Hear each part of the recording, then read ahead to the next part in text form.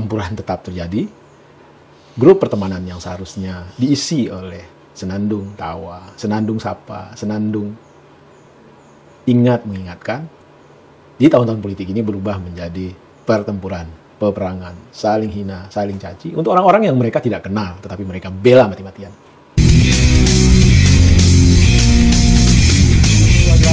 Ketemu lagi kita di channel yang penuh imajinasi, rumah gratis, tidak bayar. Subscribe. Assalamualaikum warahmatullahi wabarakatuh. Hari berlalu, musim berganti, waktu melesat begitu cepat. Ini adalah Jumat ketiga di bulan Syawal. Rasanya baru kemarin kita berpuasa, bertarawih. Tiba-tiba saat ini kita sudah memasuki minggu ketiga atau Jumat ketiga di bulan Syawal. Ya, agaknya begitulah hidup. Tahu-tahu, dan tahu-tahu. Kita menuju sesuatu yang pasti dalam rentang panjang ketidakpastian. Sesuatu yang pasti itu adalah mati.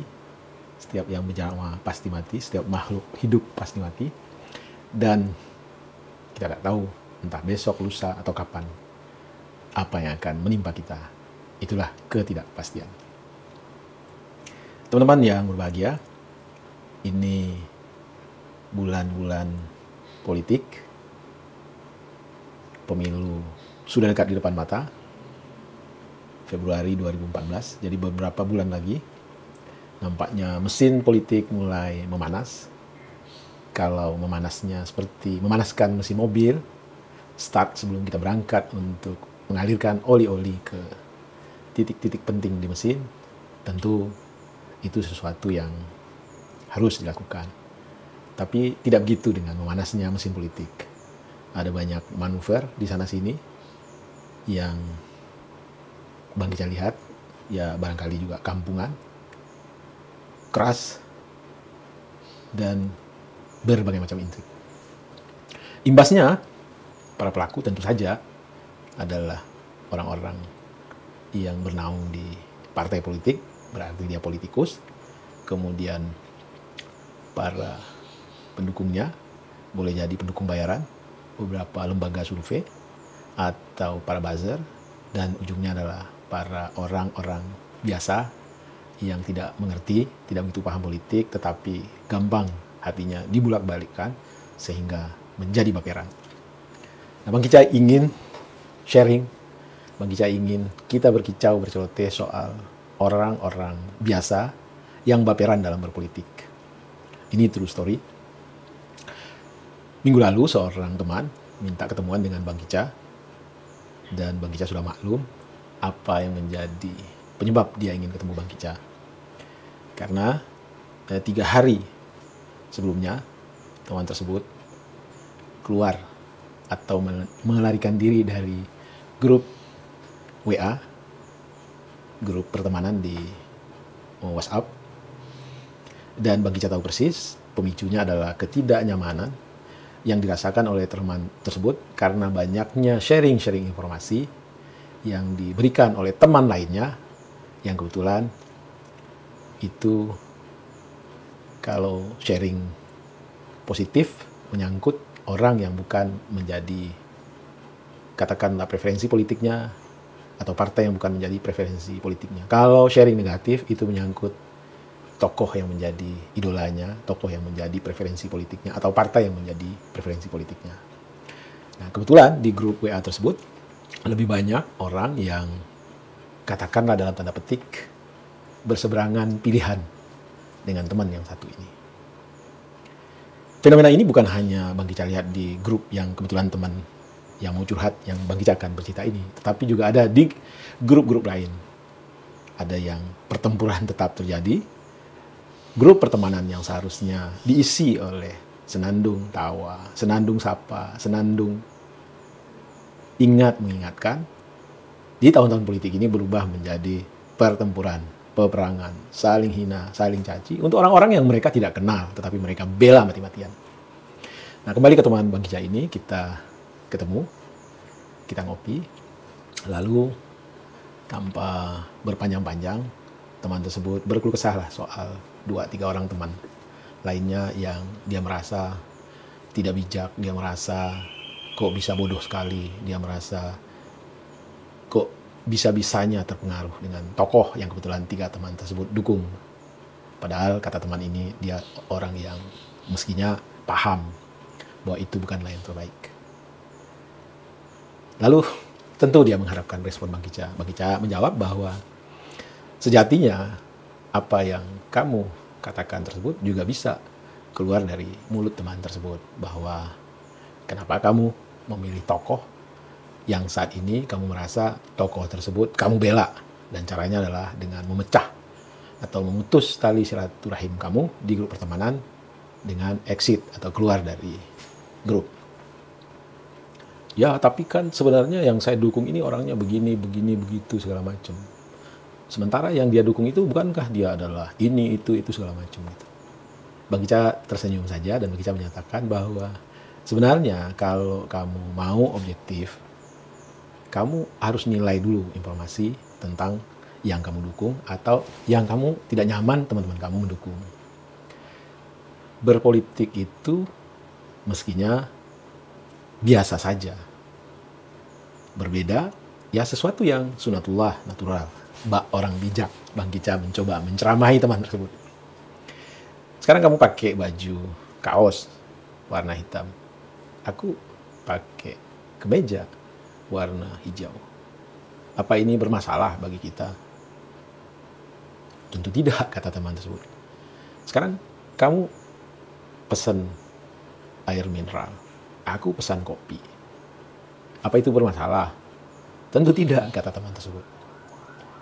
Aku hobinya jalan pagi. Jalan kaki itulah olahragaku. Kamu senangnya golf. Apa itu bermasalah? Tentu tidak. Kamu senangnya makan Padang. Aku senangnya makan Sunda. Makanan Sunda. Apa itu menjadi penyebab kita tidak berbaikan satu sama lain? Tentu tidak. Nah, berpolitik sejatinya sama. Si A, si B memilih atau preferensi politiknya ke tokoh A dan partai X, kamu senangnya tokoh B dan partai Y, tentu masing-masing punya alasan subjektivitas. Jadi, jangan baperan berpolitik. Lalu teman tersebut mengatakan bahwa kita harus begini, kalau kita dipimpin oleh dia akan begini, begitu, segala macam. Bang Kica tidak bisa memaksakan pemahaman kepada teman tersebut. Bang Kica hanya mengatakan bahwa sejatinya kita telah terbiasa dengan perbedaan. Bahkan perbedaan agama pun tidak menjadi masalah di antara kita. Perbedaan etnis tidak ada masalah di antara kita. Kenapa di bidang politik kita harus baperan? Kita harus katakanlah berseteru satu sama lain. Bang Kica mencoba teman tersebut membawa dia agak sedikit jauh. Sebenarnya kamu dan teman-teman itu tidak ada masalah dalam perbedaan, termasuk perbedaan politik. Tetapi otakmu, perasaanmu telah dibolak-balikkan oleh racun-racun politikus, dalam tanda petik, para orang-orang dekat sang politikus, dalam tanda petik, bisa itu orang-orang dari lembaga survei berbayar, bisa itu orang-orang dari buzzer, influencer, dan segala macam, yang nanti apa yang mereka akan tanamkan dalam persepsimu, itu akan diekokan oleh para, katakanlah, pengikut-pengikut butanya yang terpengaruh, termasuk kamu, bahwa itu sebagai sebuah nilai yang harus kita bela mati-matian, yang harus kita pertahankan mati-matian. Padahal sebenarnya apa yang mereka lakukan itu tidak lebih dan tidak kurang cara mereka mempertahankan diri agar selalu berkuasa dan menikmati apa yang bisa mereka ambil dari kekuasaan tersebut. Seringkali mereka melempar isu-isu yang sifatnya sangat sensitif soal katakanlah kelompok etnis. Wah, ini pribumi, ini bukan pribumi. Soal katakanlah menyangkut agama, wah ini penghina agama, ini bukan, ini bela agama, ini bukan. Soal katakanlah ya berbagai macam hal-hal yang sifatnya akan membelah di antara kita. Dan pelan-pelan gambit, triki-triki busuk tersebut mereka lemparkan dengan berbagai macam cara, dengan berbagai macam sarana, dan itu menyusup secara pelan-pelan ke otak kita semua. Dan kalau kita tidak punya benteng yang kuat, kita tidak punya pertahanan yang kuat, perangkat analisis yang waras untuk mengulik apakah sebuah informasi yang dilemparkan tersebut benar, maka kita akan menjadi orang yang otaknya tercuci. Maka dungulah kita. Bang Kicca tidak mengatakan bahwa teman Bang Kicca tersebut dungu, tetapi agaknya dia menangkap. Ya agaknya mungkin itu ya, aku terpengaruh, terlalu aku bawa ke dalam hati, bahkan sampai ke mimpi.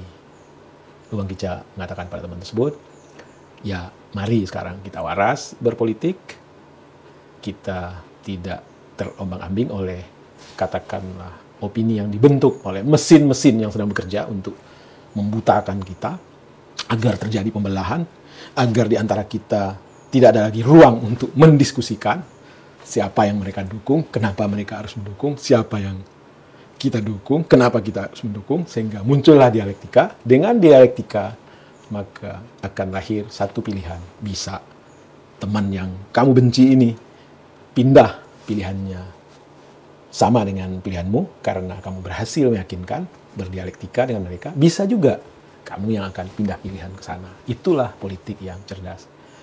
Dan asal kamu tahu, Bang Kicca sok bijak nih, sok pinter nih. Orang-orang yang mengkapitalisasi diri, kekuatan, kelompok dengan cara-cara kampungan ini, dengan cara-cara biadab ini, dengan cara-cara membelah ini adalah orang-orang yang tidak percaya diri pada dasarnya. Tidak punya keunggulan komparatif dari orang yang dia dukung. Tidak ada yang bisa dia tonjolkan, dia jual dari orang atau kelompok yang dia dukung. Maka satu-satunya jalan agar orang atau kelompok yang dia dukung ini memenangkan kontestasi, yaitu dengan cara menjelek-jelekan kompetitornya. Menjelek-jelekan orang yang ikut berkontestasi menjadi lawan dari orang yang dia usung. Atau kelompok, katakanlah dalam partai tentu ada legislatif yang dia usung. Nah, itu yang mereka lakukan. Dan Bang Kicca melihat di 2014 ini, pasca bertubi-tubinya serangan kepada Anies, yang luar biasa, meski Anies hanya di posisi ketiga dalam setiap survei yang dilakukan oleh lembaga survei, tetapi lucunya Anies menjadi sasaran tembak segala macam isu. Ada 3 kelompok lah. 1, isu soal non-pribumi, pemimpin impor, rasis. 2, isu soal terafiliasi dengan kelompok radikal. Basisnya adalah Pilkada 2017, menang karena ayat, karena mayat. Ini fitnah. Sudah dibuktikan 5 tahun, Anies adem, semua kelompok agama nyaman dengan kepemimpinan Anies. Terbantahkan sudah. Yang ketiga adalah, ya mencoba-coba menarik kasus korupsi Formula E, yang digoreng-goreng, dicari-cari jalannya, bagaimana supaya Anies ya terkait, bagaimana supaya Formula E tersebut adalah satu penyelenggaraan event yang syarat muatan korupsi. Itu reda. Barangkali mereka sudah yakin dengan lemparan-lemparan peluru yang berentetan luar biasa berbulan-bulan, Anies sudah selesai dalam pandangan mereka. Nah, sekarang kompetitor mereka adalah Prabowo. Bang Kicca melihat ini sungguh keji. Diangkat kembali bahwa mereka tidak akan memilih pemimpin yang terkait dengan pelanggaran HAM, bahkan pembunuhan. Itu secara vulgar dinyatakan oleh Adiana Pitipulu di acara ILSI. Lalu kelompok organisasi besutan Adiana Pitipulu, Pena 98, menyatakan juga bahwa mereka tidak akan mendukung para atau pemimpin yang melakukan pelanggaran HAM berat dan penculikan. Tentu yang dimaksud adalah Prabowo. Dan para buzzer, katakanlah Denny Sregar, juga para surveyor, Saiful Mujani, mengangkat kembali isu tentang pelanggaran HAM, tentang penculikan dan segala macam, tentang Orde Baru, return. Jadi sekarang pasca Anies yang menjadi sasaran tembak adalah Prabowo. Dan bagaimana dengan Prabowo? Dulu Bang Kicak, ini cerita soal Bang Kicak ke teman yang ya kita lagi ngopi. 2014 Bang Kicak mendukung Pak Jokowi menjadi relawan dan Pak Jokowi menang, tentu Bang Kicak senang. Tapi setelah 5 tahun, ya ini biasa saja penilaian subjektif Bang Kicak merasa Pak Jokowi tidak merealisasikan nilai-nilai yang Bang Kicak yakini. Nilai-nilai yang Bang Kicak yakini adalah berdirinya negara ini adalah untuk distribusi keadilan sosial. 1, melindungi segenap bangsa dan tumpah darah Indonesia. 2, memajukan kesejahteraan umum. 3, mencerdaskan kehidupan bangsa. Itu adalah distribusi keadilan sosial. Dan Bang Kicak menilai Pak Jokowi ini penilaian subjektif dan itu boleh-boleh saja, tidak menuju ke sana. Lalu di 2019 hanya ada 2 calon, Pak Jokowi dan Pak Prabowo. Pak Prabowo sepanjang yang Bang Kicak tahu adalah seorang militer pensiunan, itu saja. Tetapi Bang Kicak merapat ke Pak Prabowo, menginisiasi lahirnya relawan Sahabat Indonesia Baru, dan kita berjuang, kita kalah. Kenapa Bang Kicak memilih Pak Prabowo? Karena Bang Kicak, ya itu tadi, Bang Kicak tidak mendukung Pak Jokowi. Bang Kicak yakin pada saat itu Pak Jokowi bisa membawa nilai-nilai yang Bang Kicak yakini, itulah tujuan negara ini berdiri. Tapi setelah 5 tahun, berdasarkan penilaian subjektif Bang Kicak, beliau tidak melaksanakannya, maka kan lucu kalau Bang Kicak dukung lagi. Ibarat kita mencoba satu buah, dan sudah kita coba, rasanya kecut, masa kita mau coba lagi? Pilihan yang paling waras adalah hanya ada buah lain, satu-satunya, yaitu Pak Prabowo. Tentu itulah yang harus Bang Kicak pilih. Soal itu kecut atau manis, waktu yang akan membuktikannya. Tetapi adalah satu kebodohan kalau Bang Kicak kembali memilih buah yang kecut menurut pandangan subjektif Bang Kicak. Sekarang di 2024, sekarang di 2024, Bang Kicak aku yakin bahwa Anies Baswedan itulah yang bisa merealisasikan nilai-nilai yang Bang Kicak yakini, itulah yang bisa mewujudkan impian berdirinya Republik ini, yaitu tadi melindungi segenap bangsa dan tanah tumpah darah, mencerdaskan kehidupan bangsa, memajukan kesejahteraan umum. Dan itu sudah diperlihatkan oleh Anies Baswedan selama 5 tahun kepemimpinannya, bagaimana dia membuat kebijakan publik yang tidak asal buat, tapi ada narasi, ada gagasan, ada ide di belakang setiap aksi yang dia lakukan. Narasi, gagasan, ide itu benar-benar mencerminkan kepentingan publik, kepentingan yang lebih banyak. Nah, kembali ke soal Pak Prabowo. Bang Kicak mendapat satu kiriman video di sebuah acara di Bandung yang dengan kebesaran hati Pak Prabowo menyatakan, andai kata 3 orang maju, Anies, Ganjar, dan Prabowo, mari bertarung dengan fair, dengan baik, bersahabat, jangan saling menjatuhkan, jangan saling menghina, jangan saling membenci. Beliau juga menegaskan Pak Ganjar adalah temannya, orang baik, Pak Anies temannya, orang baik. Nah, beginilah seharusnya seorang negarawan. Dan kita berharap benar-benar kontestasi Pilpres di 2024 ini berjalan dengan damai, berjalan dengan lancar, berjalan dengan fair, jujur, adil. Mari kita jadikan politik Indonesia ini untuk lebih baik lagi. Politik yang mempererat silaturahmi kita sebagai anak bangsa, politik yang saling membahagiakan, politik yang saling mensejahterakan.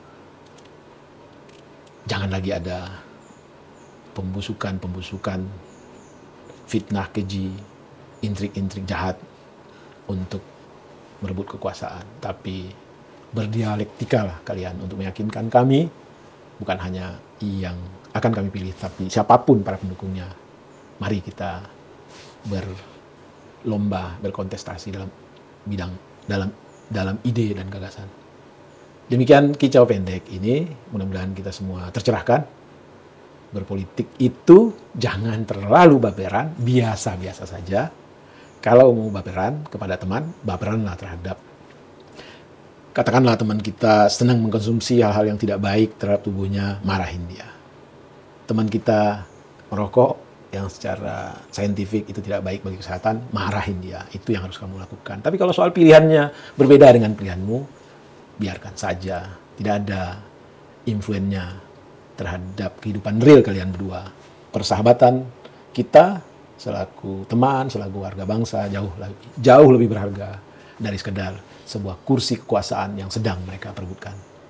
Wassalamualaikum warahmatullahi wabarakatuh. Salam sehat dan bahagia.